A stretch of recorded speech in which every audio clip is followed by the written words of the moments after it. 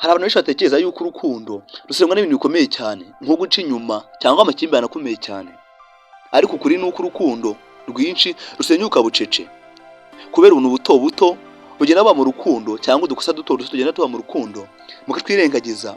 Uko tugenda tugwira urukundo rwanyu rushobora gusenyuka bucece kandi mu gihe gito cyane, ndetse biba ngombwa hakavamo na divorce.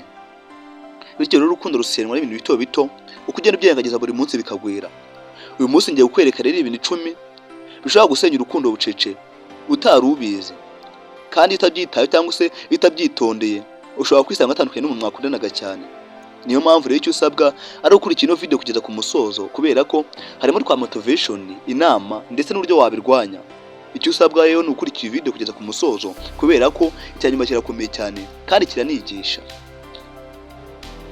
Ikintu cya mbere ni ukutavuga ukuri. Urukundo rutangirira ku kuri. Iyo mwatangiye guhishanya ibintu cyangwa kubeshyanya, trust itangira kugenda ibura igacika bucece, kubera ko nta rukundo rutagira ukuri. Kubera ko ku mpande zombi iyo mwatangiye kutizerana, birangira umwe igihe kigeze akamenya yuko yakandamijwe akabyihorera, kubera ko nabiri iravuga iti ukuri ni ukubohora. Nta rukundo ruramba rutari mu kuri, kubera ko n'indyarya ihimwa n'indyamirizi. Naye ikintu cya kabiri ni ukutubahana. Respect ni foundation y'urukundo. Itangiye gusuzugura uwo mukundana, niyo byaba mu magambo mato gusa urukundo rutangira gusenyuka. Urukundo rufite respect ntiruramba, kubera ko ni ku mpande zombi, yaba mu bantu cyangwa mu nyamaswa. Nta ukunda umuntu umusuzugura kandi nta n'uwanga icyubahiro. Bityo rero ku mpande zombi twese dukwiye kubahana, kubera ko nta wanga icyubahiro kandi nta n'ukunda yuko bamusuzugura. Naho gatatu ni ukwirengagiza partner. Numwiteho, numuhamagare ndetse numubaze nuko ameze. Ibi bisa n'ibintu bito, ariko umutima w'umuntu urababara cyane, kubera ko nta muntu ukunda kwirengagizwa.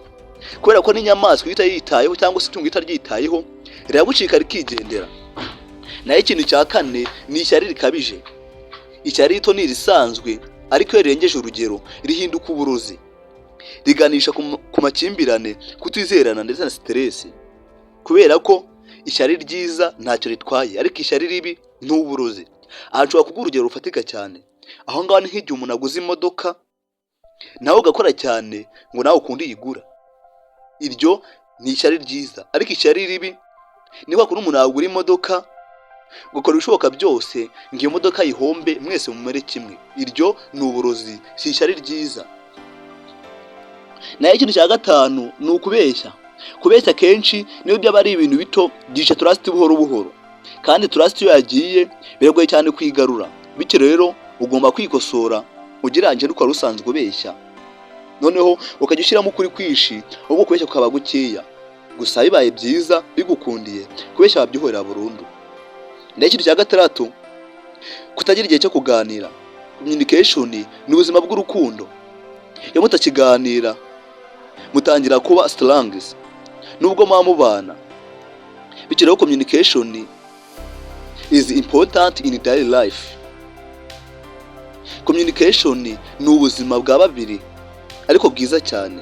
Bityo rero ibiganiro ni byiza cyane kubera ko bigira akamaro ku mpande zombi, kandi nawe ubwawe bishaka kugira akamaro. Naho karindwi ni ukwibagirwa. Appreciation. Ntukavuge ngo murakoze, ntuvuge ngo ndagukunda, ntunagaragaze gratitude. Umuntu yumva adafite agaciro, kubera ko gushima ni byiza cyane, cyangwa se kuvuga ngo ndagukunda biramye umuntu agatima. Kubera ko gushima bise no kuvuga ngo ni byiza cyane bisanzwe no mu muco nyarwanda.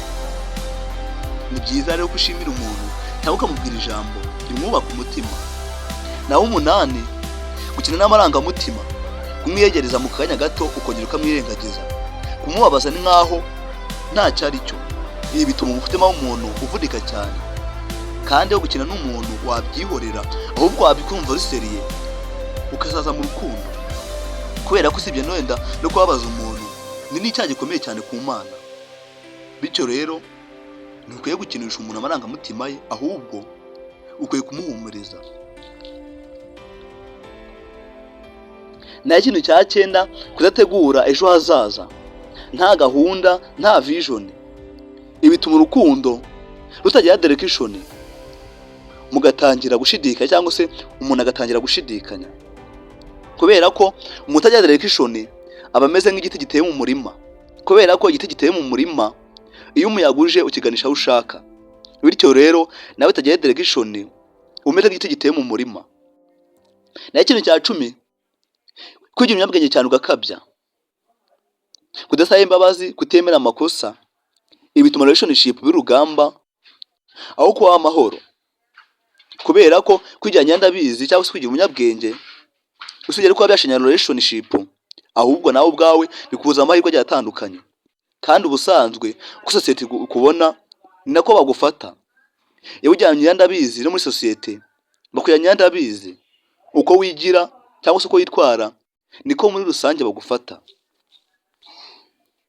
Nk'uko wabibonye rero, ibintu ntabwo bizira icyarimwe cyangwa se ntabwo bizira rimwe, biza buhoro buhoro, ariko intego yabyo aba ari imwe, aba ari gusenya urukundo rwawe burundu. Uzi ubwenge rero wabikumira bikiri kare ntibizakugereho.